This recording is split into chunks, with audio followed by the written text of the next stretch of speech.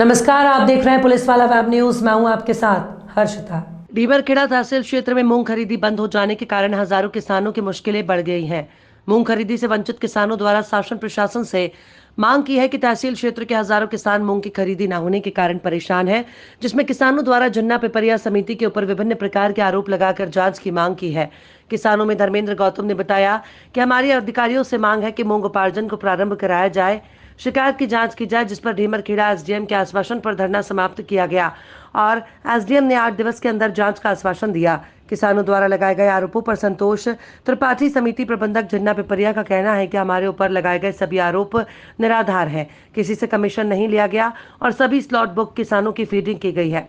Slot booking में कोई भी अनियमितता नहीं बरती गई है। प्रभारी द्वारा मानक स्तर की मूंग की खरीदी की गई है। उच्च अधिकारियों और सर्वेयर के पास करने के बाद ही मूंग का उपार्जन किया गया है। संतोष त्रिपाठी। अच्छा, मूंग खरीदी में जो आपके ऊपर आरोप लगे हैं, इस विषय में क्या कहना चाहेंगे? देखिए, मैं यहाँ का प्रभारी समिति प्रबंधक उस समय झिल्ला परिया था। शासन के द्वारा झिल्ला परिया सेवान्या केंद्र बनाया गया। सेवान्या केंद्र में मूंग का उपार्जन विधिवत मानक के अनुसार जो सर्वेयर पास करते थे उसको मूंग को तौलाकर भंडारित कार्य कराया गया है। 23 तारीख को अतिवृष्टि हो जाने के कारण, पानी भरा हो जाने के कारण और जो वेयर हाउस वालों को नुकसान हुआ तो यहाँ पर उन्हें मूंग खरीदी करने से मना कर दिया। तो फिर प्रशासन ने दूसरा केंद्र स्थापित करवाया काशी वेयर हाउस में। अब काशी वेयर हाउस में 2 तारीख को केंद्र की स्थापना हुई।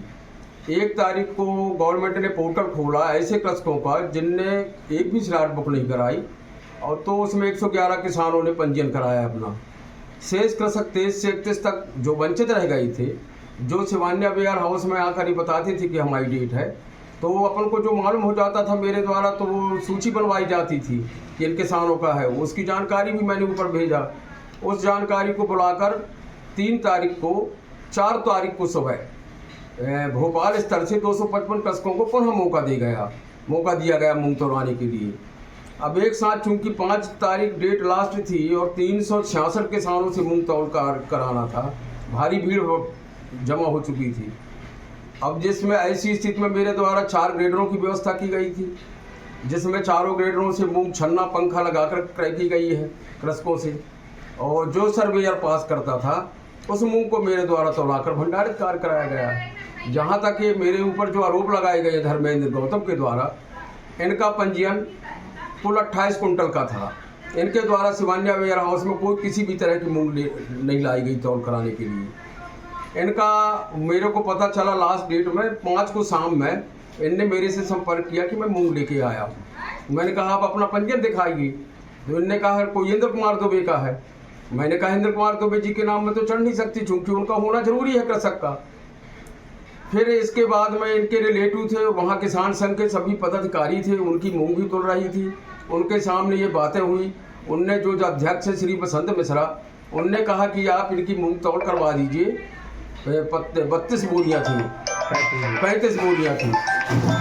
उनकी मूंग को तौल करवाकर बसंत मिश्रा जी के नाम में उन्हीं ने फीड करवाया और कोई विवाद ही नहीं है। उनसे किसी तरह रुपए मांगा गया। कितनी खरीदी हुई?